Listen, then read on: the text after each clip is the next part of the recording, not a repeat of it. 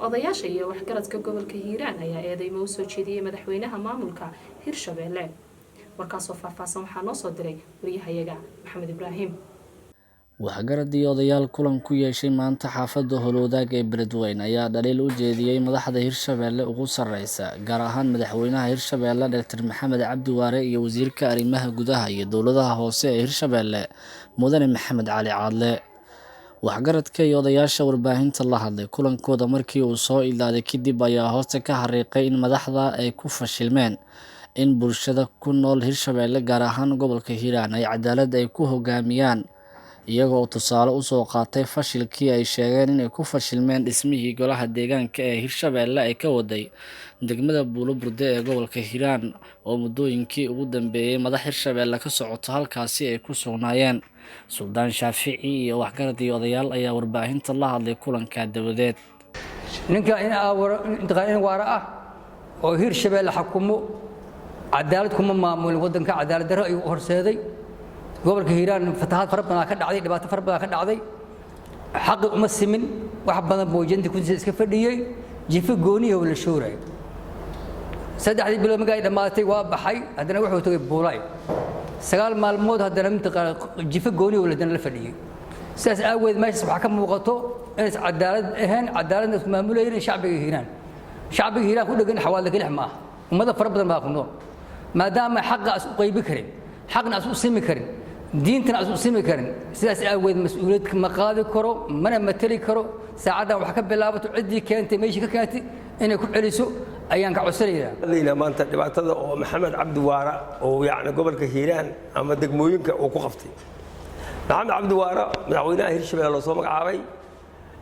geed badan aan la tagnay meel badan oo tagnay wada ballantiis nala galay waa ka baxay haba yaraatay hal dhibac kama soo qaadin dhibaca uu yar xisaabtay dhibac kama soo qaadin maalin walba dadayl ku nagu wareejinay wax uu ballan oo leeyahay malaha ninkaas gobolka ama mataqaana waa yaani Hirshabelle yaani dib u laabay hore uma ka xayrin dib u laabay ninkii gudoomiye degmo magacaabi waay ninkii gudoomiye degmo magacaabi waay cid ka soo maqayahay ma jiraan gudoomiye gobolka magacaabi karin gudoomiye degmo ninkii magacaabi waay muxuu sugaa kala ma jiraan waa ina mataqaana waajibkiisa waa gudu waay shaqadiisa waa gudu waay hadduu nin wax garana u yahay inuu goobtooda isku casila ayaa ku wanaagsanay waxa soo haray wasiirka gudaha oo Hirshabelle gudoomiye degmada oo magacaabay waxa ceeb weey oo la tuuriyay oo mataqaana si dhex jooga degmada Buulaburde asagana waxa uu qurxanaaday in goobtooda isku casilo oo ka tago gurigiisa aado inuu mataqaana si dhex jooga lama rabo Maxamed Cabdi Waare waa ku fashilmay inuu waxa uu qabaa intuu wada nabad qabo oo mataqaana ciiloobin intaan ceeb u ekaatay inuu iskaga tago ku fiican saasa u wanaagan Soomaalidu waxay ku maamulada sacageys weyn looda kamana hergasho mana hergalo looda waa hirtira magaalada dareertana waa dareera waa ka tago ruuxa dilis marka Maxamed Cabdi Waare waxa weeye waa meesha ku wareeray sacageys weyn oo noqday waxaan qabaa inkaas inuu iskaga tago oo iskaga casilo oo shaqadaas ka tago maxaa jira Hirshabelle gadaal muugi hore ma socoto inta kadib waxaan ka hadlaynaa wanaga horta waxaan nahay beesha la yiraahdo Baadacado waxaan joognaa gobolka Hiiraan degmada Beledweyne waxa loo baahan yahay midii meel mudan ee Soomaaliya tirada Hiiraan malaayiin sano ayaa lagu soo dhaqmayo la dhex jooga ummadana way wada dhaqmaysay saacan hadda la joogo in ummadda gadaal loo laabo oo xabad la isugu dhiib oo colaad iyo ficil iyo wadoorkooda waxa loo baahnaa laga dhex abuuro wax loo baahan yahay ma wasiirka arrimaha gudaha ee Buulaburde labada bilood dhex fadhiyo ee Caadle waxa leenahay walaalow gacaliyo horta madax banaanidi adoo madax banaan oo xor ah horta Buulaburde ku jeceshahay ka dhex shaqeey Buulaburde ku jeceshahay oo madax banaan tahay Buulaburde ka dhex shaqeey lacag oo maxaa dalku reeysan malan qaliilan in dad isugu dirtid oo muxuu aad filimka noocaas dalku aad ka dhex shaqeysid horta Allah ka ogaado dadka walaalkeen ma fidneeyo inaad madax banaaneen ognahay inaad waxba ku tirsaneen ognahay marka waxa ku wada loo balad meesha fadhiso waxa way ka lacag oo hay'adaha caalamka ay bixiyaan oo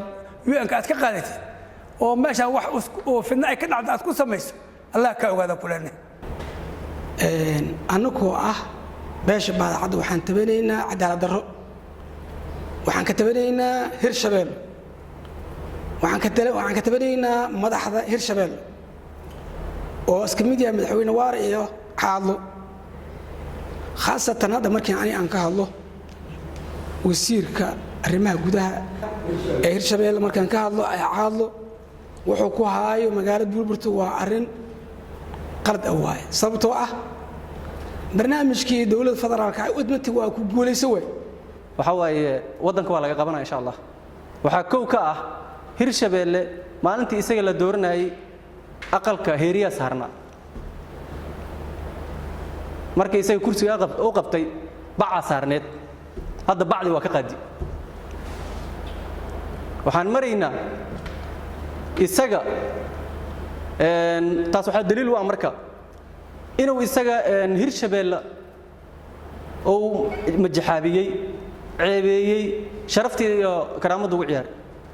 wuxuu si ceebeeyay oo sharaftii karaamada ugu ciyaaray hiiraan oo matala Hirshabelle markii la yiraahdo hiiraan iyo shabeellaha dhaxwa